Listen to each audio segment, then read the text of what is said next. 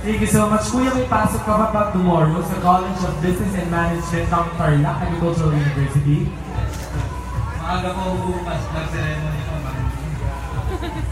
Ayan, so okay na po ba ang ating fellow candidates? Ayan, so kuya, sino yung naging inspirasyon mo kung bakit ka sumali ng Ginoong Santa Ignacia? My family and my friends.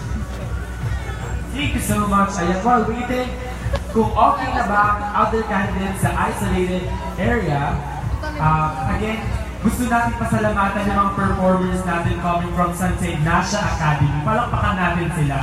And of course, from Sakata High School at iba't ibang performers and singers natin, si Kuya J.R. Villare, si Kuya Marvin, si Jassy Alejo. Maraming salamat po for gracing this pageant. Ayan. So, okay na po ba? Ayan, so okay na po tayo.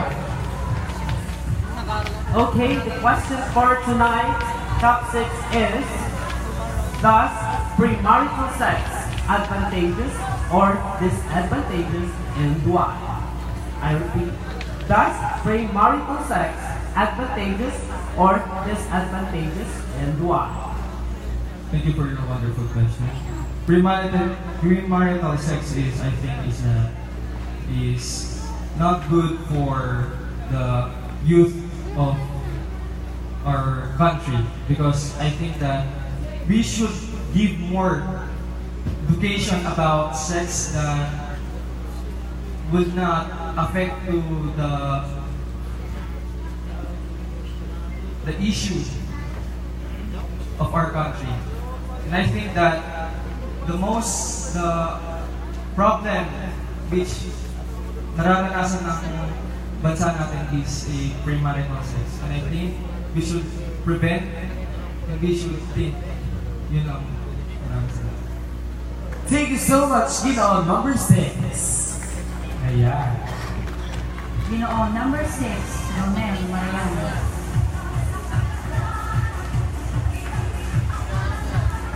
Our next candidate is candidate number 15. Candidate number 15, Michael Abraham Wakers. Ayan, tita. Parang kailan lang nung inumpisahan yung isipin ng Ginoong Santa Ignacia, nandito na tayo sa gabi kung saan malalaman na natin ang susunod na Ginoong Santa Ignacia. Tama ba ako, tita ba? Yes, of course. Since doing this for 5 years, so we were wishing to have more years, and hopefully you will be part of the organization someday. Thank you, tita. Ayan. So, welcome, Ginoong number 15, Mr. Abraham Wiggers. Ayan. So, your question or the final question is, does premarital sex advantages or disadvantages and why? Again, I'm so sorry. Does premarital sex advantages or disadvantages and why? Is premarital sex advantages or disadvantages and why?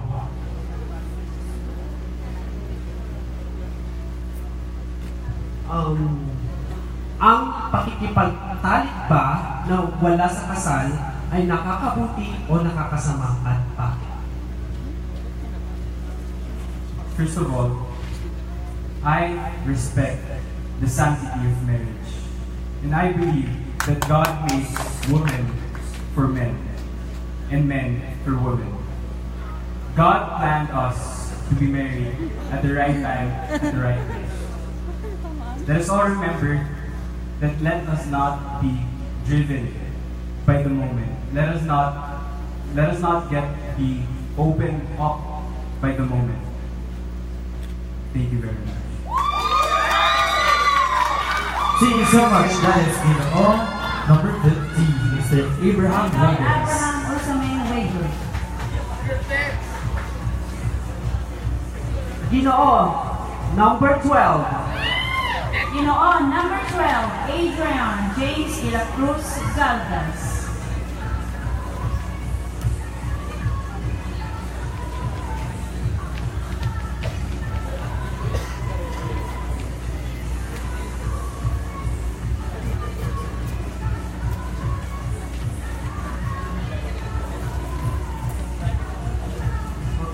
nandito ka na pala.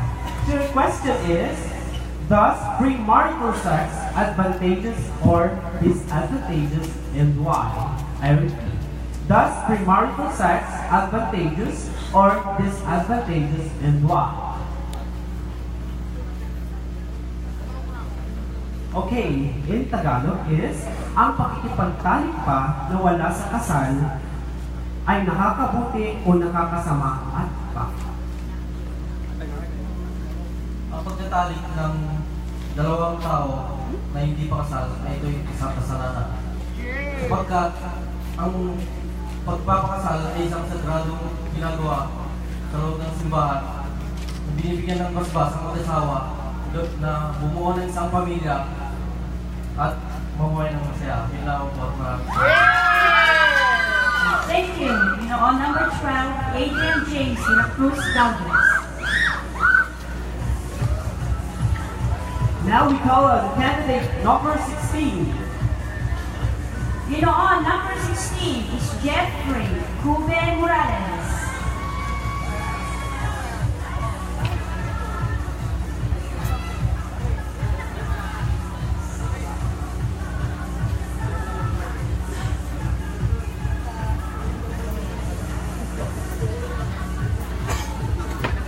Good evening, good morning I should say.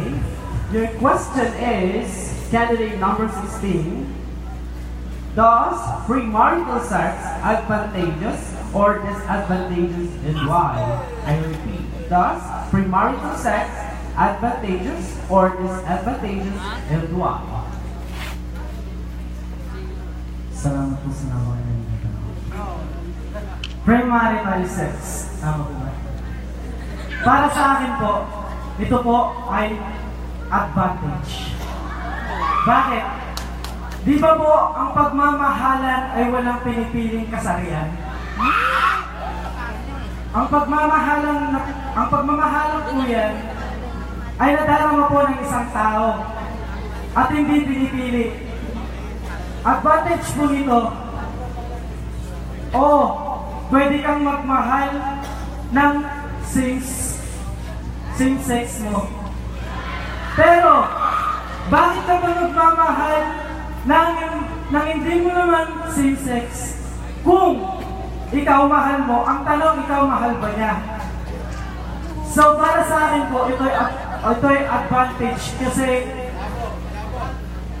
hindi po ito pinipili ng pagmamahal. Bagkus ito na lamang po ay nararamdaman ng isang tao. Yun lamang po, maraming salamat. Thank you, candidate number 16, Jeffrey Cube Morales.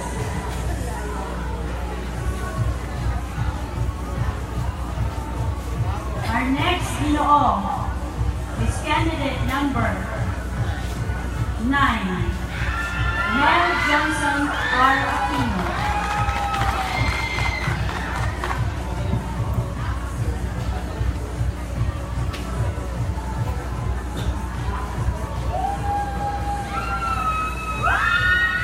Good morning, Ginoong number 9. Your question, number 9 is, does premarital sex advantageous or disadvantageous and why?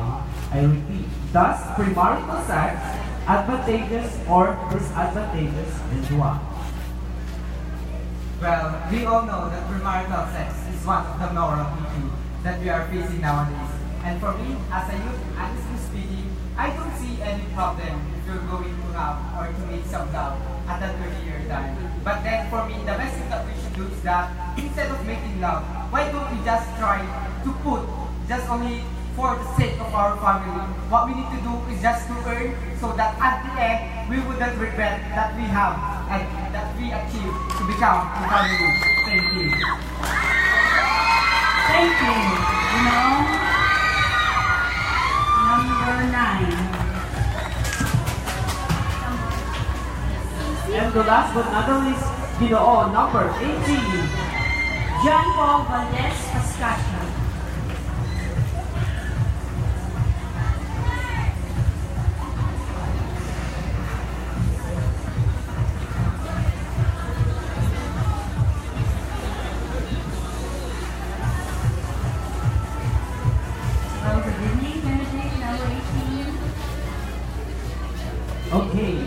question is, does premarital sex advantageous or disadvantageous and why? Does premarital sex advantageous or disadvantageous or and why? Okay. Ang pakikipagtalik ba na wala pa sa kasal ay nakakabuti o nakakasama at bakit? Para sa akin, wala naman yan kung di pa yung kasal. Basta mahal lang sa isa. Tuloy nyo lang kung mamahalan nyo. Basta,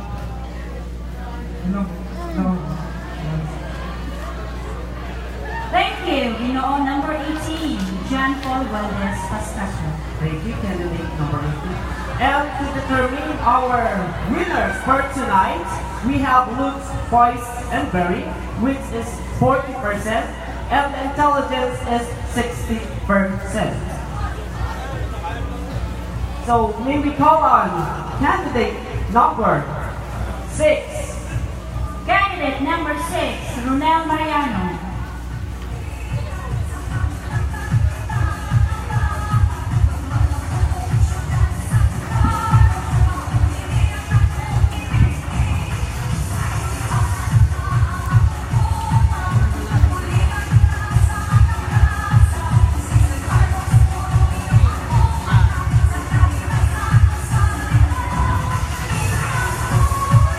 Ginoong number 15, Michael Abraham Orsame Wager.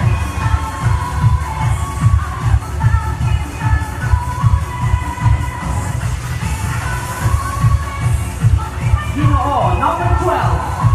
Adrian James Cruz Salva. Finalist number 4, Ginoong number 16.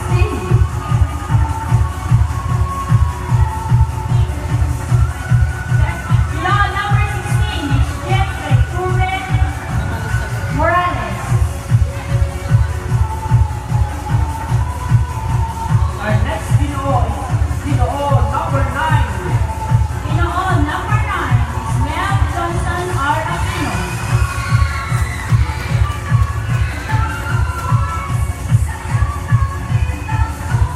The last but not the least, Ginoong number 18. Ginoong number 18 is John Paul Valdez Pastasio.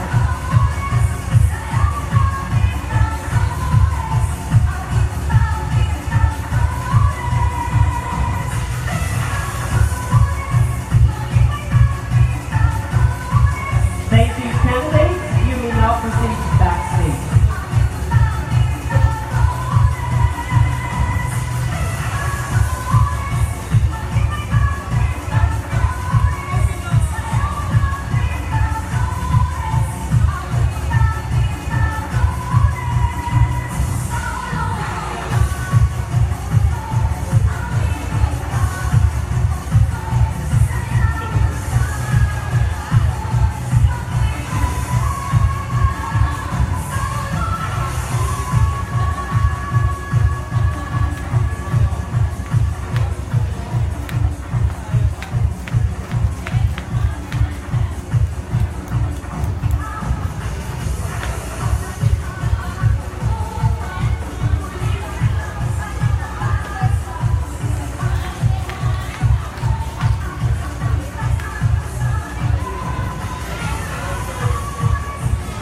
Thank you, candidates. You may now proceed backstage. Ginoong Santa Ignacia 2017, Mr. Brett Marquez will now do the pearl walk.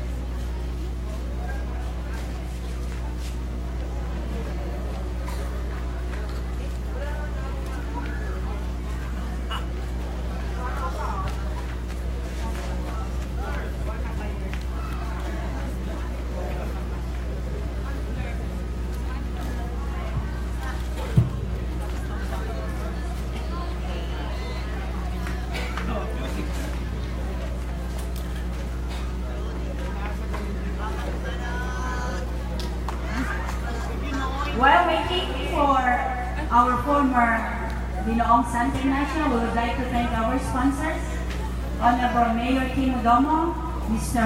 Jojo Jose, Councilor Freddy Bagal, ex-Mayor Saclolo Enrado, Mr. and Mrs. Melchor Nino, Barangay Chairman Mario Fernando, Mr. Marlo Fernando, Ms. Noreen Salcedo Fernando, Ms. Lizelle Sanchez, Mr. and Mrs. Susan Manawa, Mr. and Mrs. Fe Bailon, Ms. Joe Narciso, Mr. Anastasio Domingo, Mr. and Mrs. Milfred Macaranas, Mr. Sergio Balanan, Mr. Rufino Punelas, Nazer Molina, Ms. Jocelyn Spique, Mrs. Rosemary Tomas, Mrs. Glo Fernandez, Mr. Jeremy Salcedo, Joyce Adrian, Charisse Ann Mecate, Ms. Gigi Patricio, Mr. Gilbert Bacnis, Ms. Erlinda Agustin, Rene Rose Vincel and partner, Dr. A.J. Peralta,